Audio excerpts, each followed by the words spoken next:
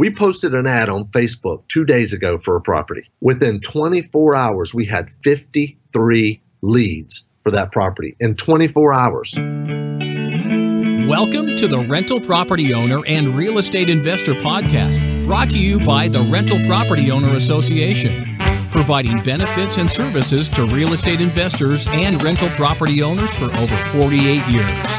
With your host, Brian Hamrick from Hamrick Investment Group. This episode is sponsored by Green Property Management, managing everything from single-family homes to apartment complexes in the West Michigan area. Find out more at greenpropertymgt.com. And Point Central, the leading provider of enterprise-scale smart home automation for short and long-term rental property managers. Learn more at pointcentral.com. Hello and welcome to episode 108. Is it possible to buy a house that no one else wants for $5,000 and then turn that house into a successful moneymaker? My guest today says that not only is that possible, but you can earn more than the average investor makes on a house worth twice that amount. Larry Goins has been an investor in real estate for over 20 years, and he's developed strategies that allow him to buy 10 to 15 properties per month without ever leaving his office. Larry will also be a featured speaker this month at the RPOA's annual Real Estate Investor and Landlord Conference and Expo, which is happening right here in Grand Rapids, Michigan, February 22nd through 24th. Larry will be speaking Friday, February 23rd at 10 a.m., and you can register for free at rpoaonline.org. That's rpoaonline.org to register for free. Larry's topic is called Filthy Riches Through Real Estate, Making Huge Profits from Motivated Sellers. And Larry, I want to welcome you to the show, and thanks for being here, and thanks for coming to the conference as well. Thanks a lot for having me. I really do appreciate it. I'm looking forward to seeing you soon as well. Before we get into your topic, why don't you tell us a little bit about yourself, who you are, and how you got started investing in real estate in the first place? Sure, I'll be glad to. Well, I am Larry Goins, and I live in a little small town called Lake Wylie, South Carolina, which is just across the state line from Charlotte, North Carolina. And I actually bought my very first house over 30 years ago, believe it or not. It was an FHA non-qualifying assumable loan. You used to be able to just sign your name and assume a loan for FHA, but they cut that out in the mid-'70s. And then there were still a few of those left around in the 80s and early 90s. But I have done just about everything in real estate, whether it's wholesaling, retailing, fix and flip. It's a short sales, subject to. I've done commercial, residential, multifamily, mobile home parks, lease options, seller financing. You name it, I've just about done it. Was your house that you purchased long ago, was that your first investment in real estate, or what else kind of got you started there?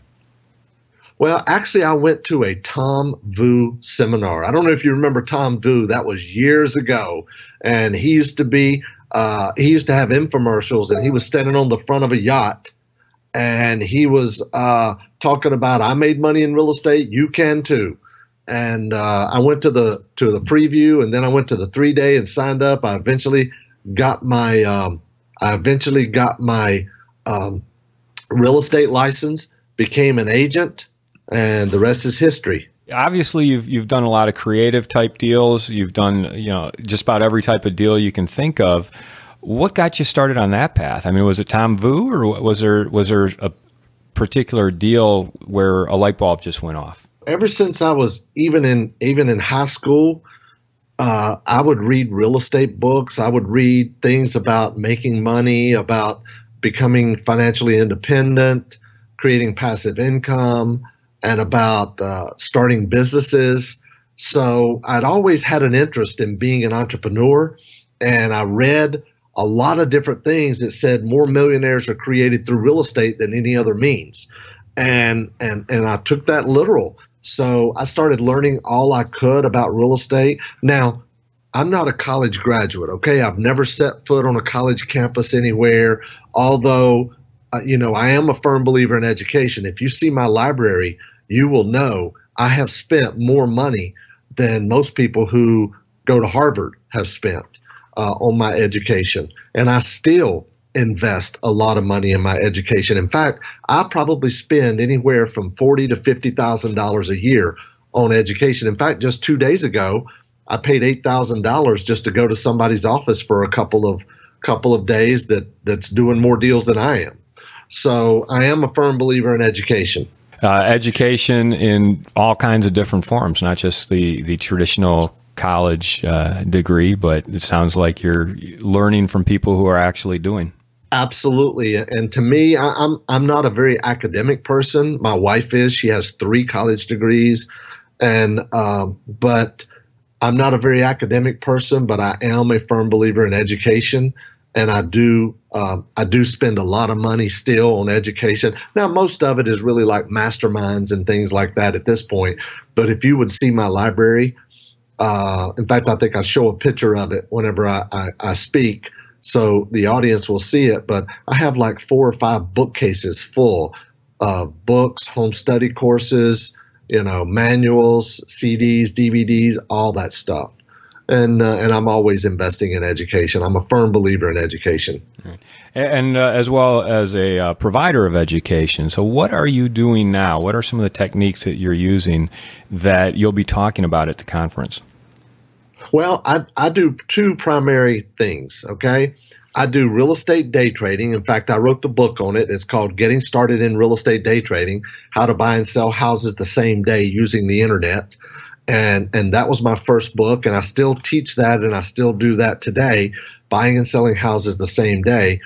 And I also do seller financing and lease options in a technique that I'll be teaching when I come to the event called Filthy Riches, how to make more money on a rundown $5,000, $10,000, $15,000 house than most investors make on a $100,000 house. And I can show people how to make big chunks of cash. If you need to make chunks of cash like $16,000 to $28,000 in the next 30 days, or if you're looking to create passive income and earn triple-digit returns, I can teach how to do that as well. And I'm going to be showing some huge returns that we and our students have gotten using this very technique.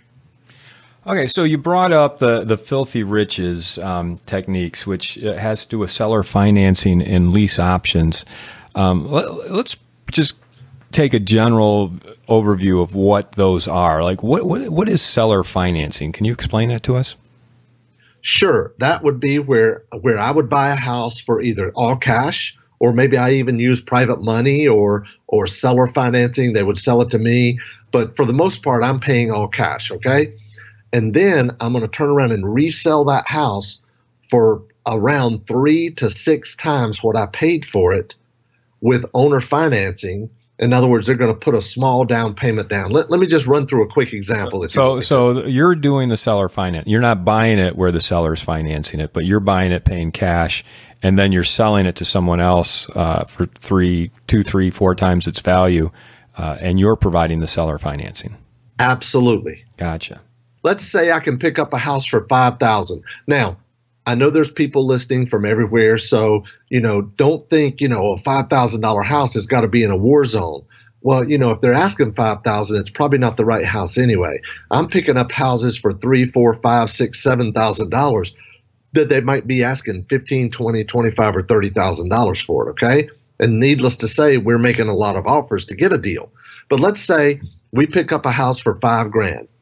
I'm going to turn around and I'm going to sell that house for $30,000, and I'm going to get a couple $1,000s down. Now, I'm leaving closing costs out intentionally just to keep the numbers simple, okay? But closing costs is going to change my yield just a little bit.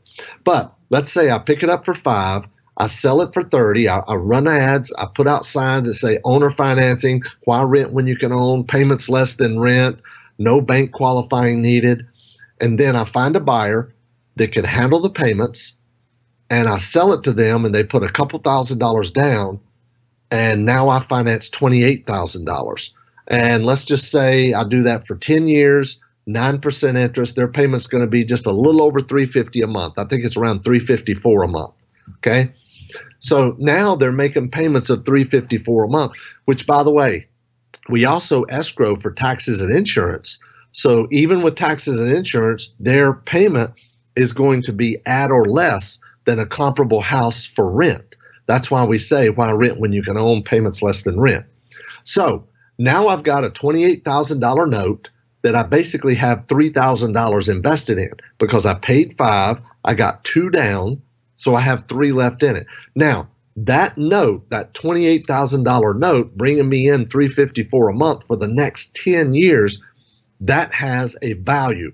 The value of that would be based on the yield I could sell it for. In other words, if I financed it for 9% and I sold it for $28,000, whoever I sold that note to would be earning a $28,000. They would earn 9% return on their money. However, I could sell that note at a discount. I could discount it down, say $25,000. The yield would be around 12%, down around $22,000, or 19 to 20, I believe it is. The yield would be around 15%, even down to around 17, 18,000. The yield's going to be 18%. So I could sell that note to a passive investor that's just looking for cash flow, and then I've cashed out of the deal. So I took a little rundown $5,000 house nobody else wanted. I turned it into a note, and then I cashed out of the note, and I made $16,000 on the deal. Is that great or what? Yeah, there's a lot going on there. And you're actually doing these things. I mean, these are based on real examples, right? Yes, absolutely. In fact, guys, when you come to the event, I'm going to show you example after example after example that myself and my students have done where we've earned anywhere from 43% return up to a high of 788% return. In fact, the majority of the deals I will show are over 100% return. I'd like to take a moment to tell you about Green Property Management. Not only do they manage everything from single-family homes to apartment complexes in the West Michigan area, they also manage my entire portfolio. So I can tell you from personal experience that their unique flat fee management style is worth a closer look. If you feel that your property isn't operating to its fullest potential, then Green Property Management can help you take a holistic approach that will save you money, eliminate your headaches, and increase your net income. And if you're a property manager interested in applying Green Property Management's model, give them a call at 1-866-95-GREEN or visit them on the web at greenpropertymgt.com. Where are you finding these properties in the first place that you can pick up for, $5,000, $10,000? Well, that's the best part. They're everywhere. Vacant houses, abandoned houses, bank-owned properties. They're on the MLS. They're on Craigslist. They're on Zillow.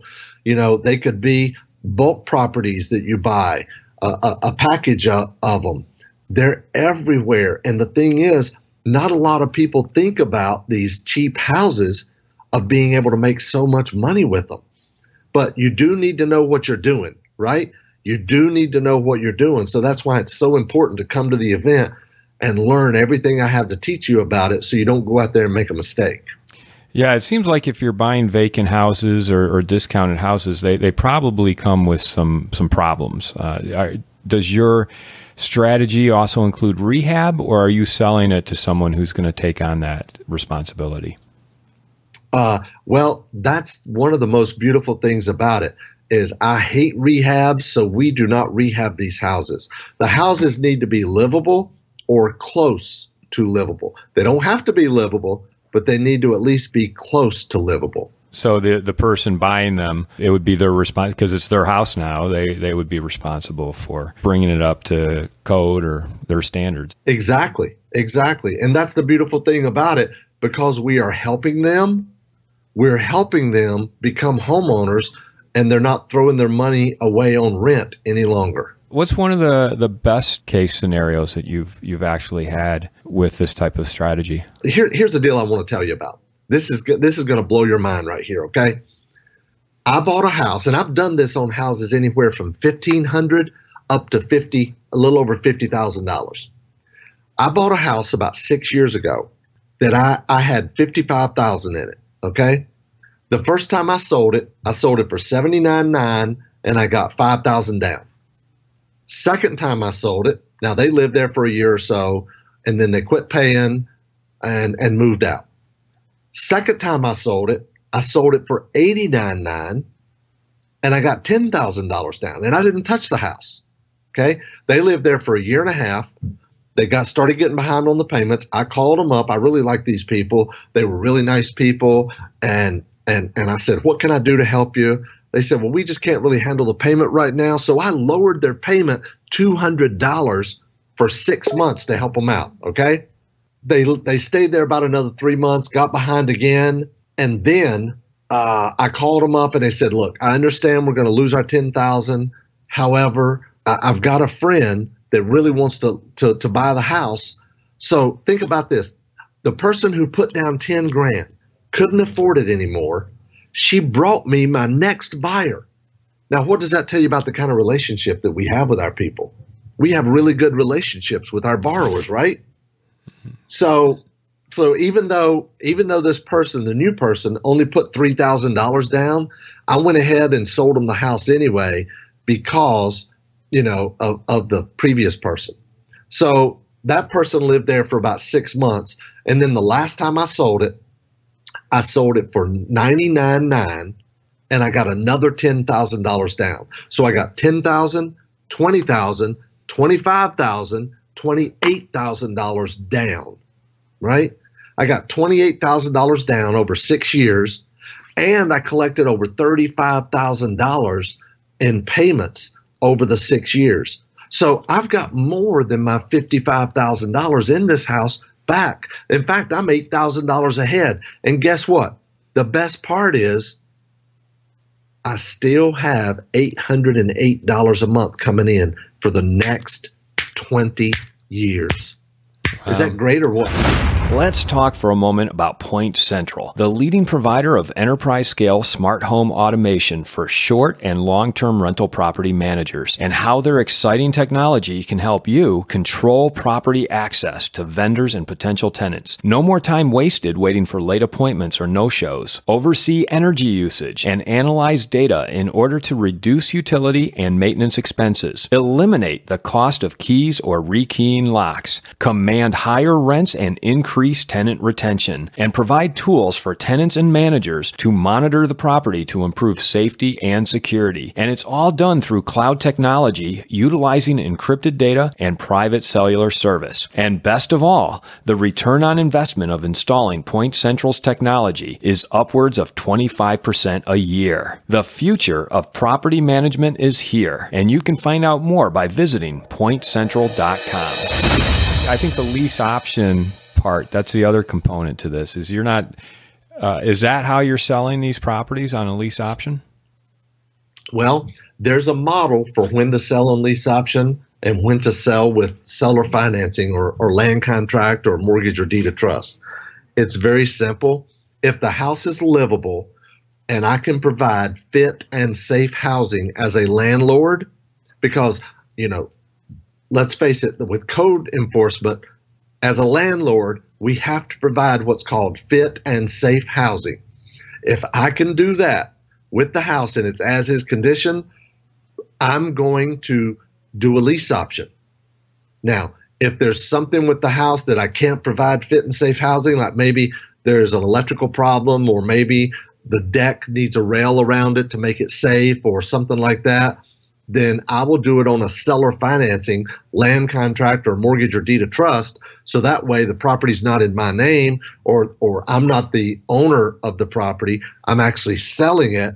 So that way I'm not the landlord and we're not entering into a landlord-tenant relationship, if that makes sense. Gotcha. So let me make sure I have this right. If you do seller financing, they're buying it. It's their responsibility. You don't have to worry about what standard the house is up to. But if you do a lease option, then you have more responsibilities as a landlord. Is that correct? Correct. And that will determine your strategy with the property. So in the example that you just gave, was that a seller financing or a lease option type strategy? Actually, several times I did lease option and a couple times I did seller financing. The more they put down, the less I'm concerned. I mean, this property here in the example I gave you where I got 5 different down payments, I sold it 4 different times.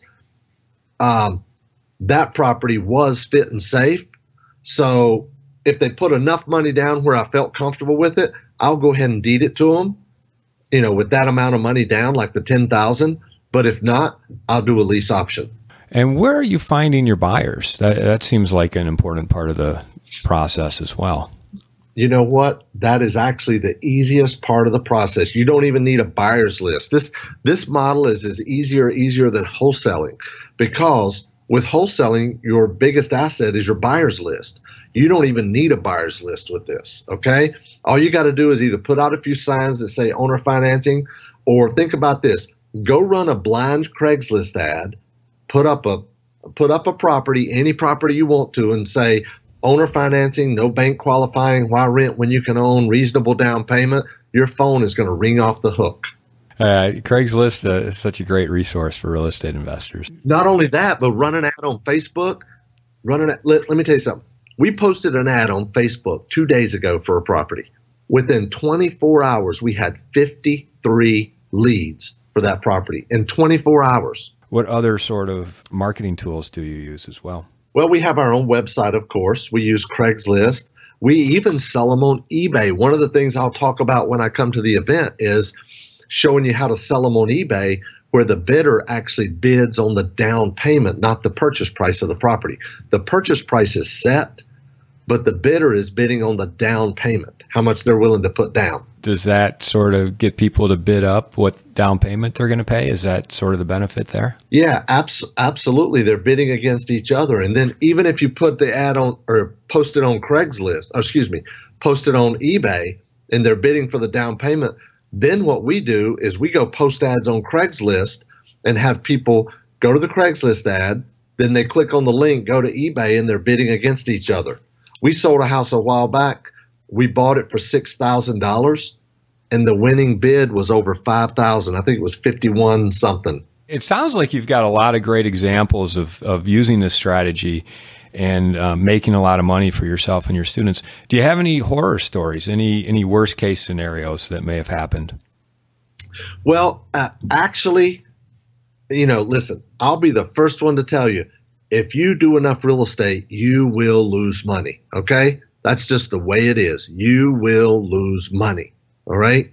The only time I've lost money in this model is I bought a house that was scheduled for demo, and I didn't know it, but now I know how to resolve that, right?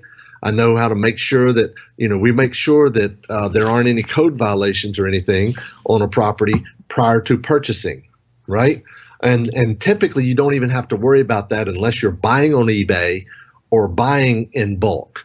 And I teach people now how to buy individually, one at a time, and you can get a due diligence period and make sure that there's no outstanding code violation or back taxes or liens or judgments or any of that stuff. Yeah, I'd imagine doing the due diligence on the property before you buy it, that can be pretty important. If you're not sure what to look for, there's certain things that can really come back to bite you in the butt. Absolutely, absolutely.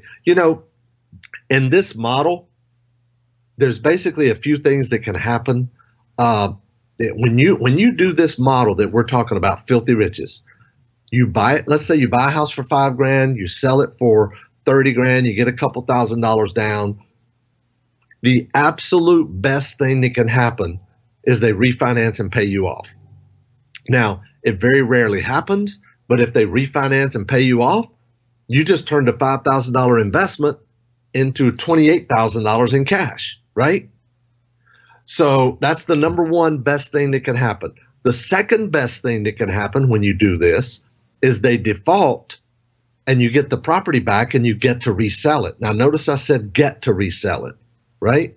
You get to resell it again, because that means you get another down payment, which increases your equity and lowers your investment and increases your yield, right? So the third best thing that can happen is they just make their payments as agreed. That's the third best thing that can happen, is they just pay like they're supposed to.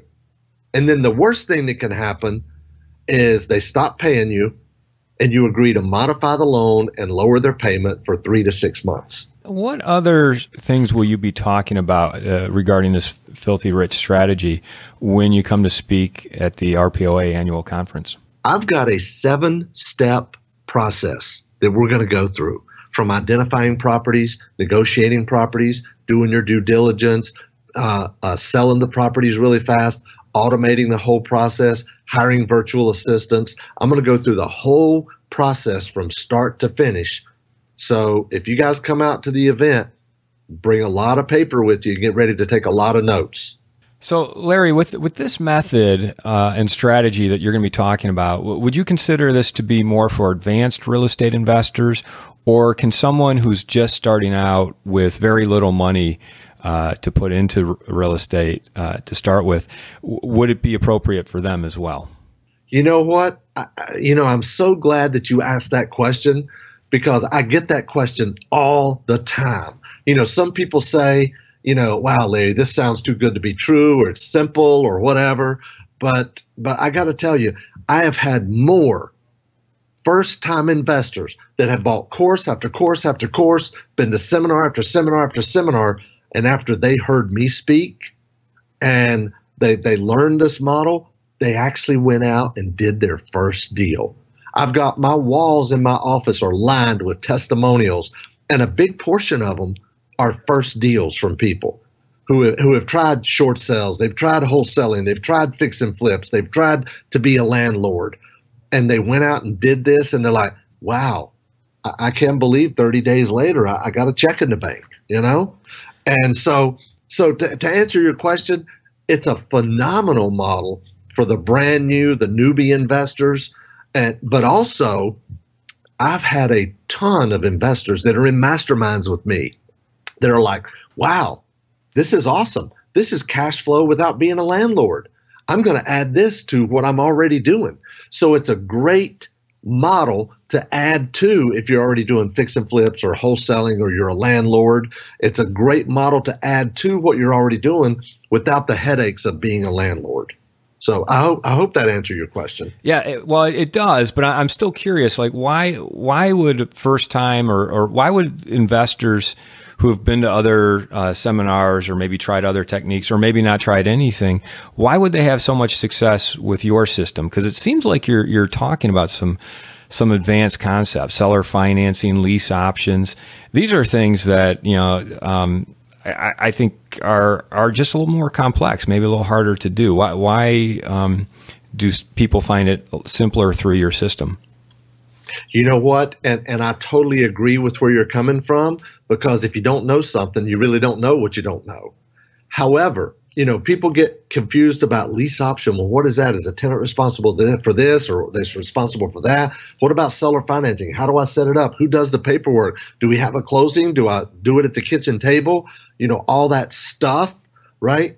The good news is you have third-party people that your buyers are paying to do your land contracts, or do your seller financing transactions. We have third-party servicers that are servicing and collecting the payments. They're collecting taxes. They're collecting insurance. They're paying the tax bill at the end of the year. They're paying the insurance bill at the end of the year.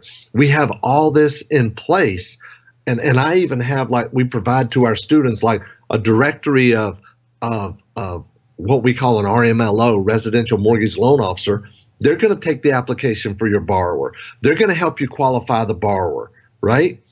And we have a directory of servicers and even note buyers. So you're able to have a third-party servicer collect the payments, have a note buyer to ready in the wing to sell your note to. So yeah, if you don't really know or understand it right now, it may sound complicated.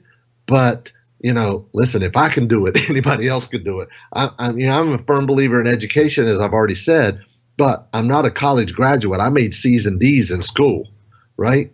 But I have had people that have done, many people that have done their very first deal after buying course after course after course. And I think another reason is because we're talking about a house that might be, you might be picking up a $1,500 single wide, right, in a park on a rented lot. Or you might be picking up a $5,000 house in Birmingham, Alabama.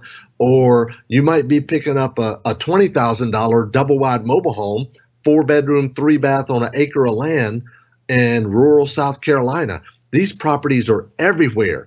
And I think one of the reasons so many people gravitate to this model is it's not intimidating. See, everybody else is chasing the big deals, the fix and flips, the houses that are $50,000, $100,000, $150,000, $250,000. And it's intimidating. They got to line up the money, line up hard money or private money or whatever. And it's just intimidating. And these deals are cheap deals. I have students that have bought houses on credit cards before, and then they turn around and sell them and pay the credit card off. It's a cheap source of funding, and it's already in place. So because there's less money in, less money at risk, it becomes a much more easy decision for first-time investors to make as far as doing this type of strategy. And they're not scared to pull the trigger. And it also seems like you're not just providing the training and the education, but you've built kind of the back-end infrastructure to provide more of a turnkey type experience. Well, I like to call it a network, because real estate is a team sport, right? I mean, you need people on your team, whether it's an agent or a title company or an attorney or an RMLO or servicer or note buyers. You know, you need team players. And when you build those relationships, you've got the right people in the right place, and it helps make your life and your job a lot easier. Can you take us through a real example of a first-time investor that you've worked with who has how much were they able to do a deal for? How much money did they have in? And what kind of returns did they get? And kind of take us through the process and how they were able to tap into your education, training, and network as well. Sure. I'll give you a quick example. A guy heard my radio show. We have a radio show that's up and down the East Coast called Brag Radio. Brag stands for Be Rich and Generous. We teach people how to invest in real estate, and then we encourage them to go out and be generous and help others less fortunate. That's why we call it Brag Radio. So a guy was listening to the radio. He said he was in line picking up his kids at school, right? And he heard the show. He called in.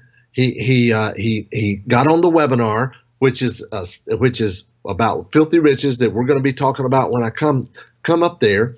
And he invested in the training, and then he literally went out, and in about 3 weeks, he found a deal. He negotiated.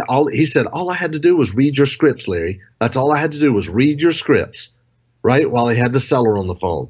So he ended up buying the property, and he paid like $9,200 or something like that for it. He said, because it was my first deal, he said, I know you don't do this, but I went in and I cleaned it up a little bit and made it look a little presentable. And then he turned around and sold that house for $49,900, and he got $5,000 down, 10% down. So now he has a $44,900 note, $45,000 note, right? He said, all I did, Larry, was I opened up your note buyers directory, and I went in there and looked for note buyers that buy. This was a double wide mobile home, and it was in rural South Carolina, Woodruff, South Carolina, I believe. And he said, I just looked through there for note buyers who buy mobile homes with land. And he said, I found one. I called them. They sent me a contract. They bought my note, and he cashed out over $22,000 on his very first deal. And he said it all started with, I was just flipping the channels on the radio, thinking about, what am I going to do next? I want to do something. I want to start a business or buy a franchise or something. And he said, I was flipping through the radio and I heard you guys talking about real estate. Next thing I know, a month later, I got a check in the bank. Is that cool or what? That's a great story. That's awesome. So you're going to be speaking February 23rd, Friday, February 23rd here in Grand Rapids at the free conference and expo. Why don't you tell our listeners why they need to be there to hear you speak? Well, I've been in real estate for 30 years, okay?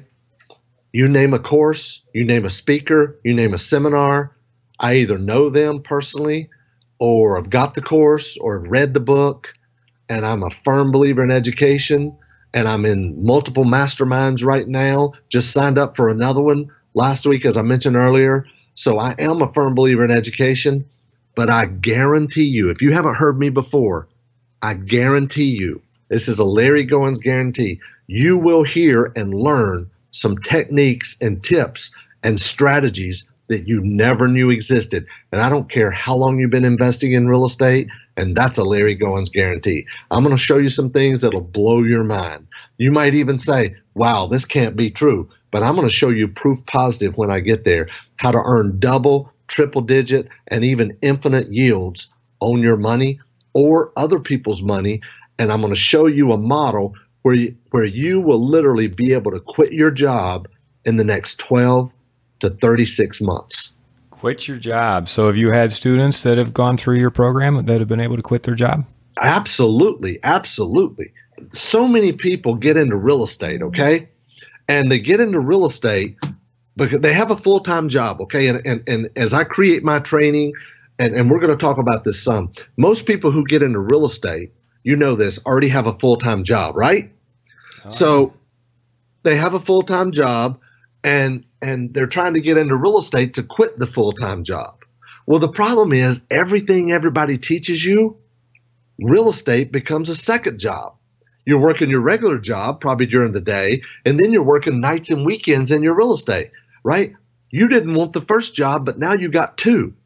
So I'm going to show you a strategy where you can spend literally 5 to 7 hours per week, and you can create some passive income in the next 1 to 3 years that will allow you to leave your current job and have 6 figures a year in passive income. Can't wait to hear that. That's I think that's one of the goals that a lot of people have is to be able to create that kind of passive income to become financially free.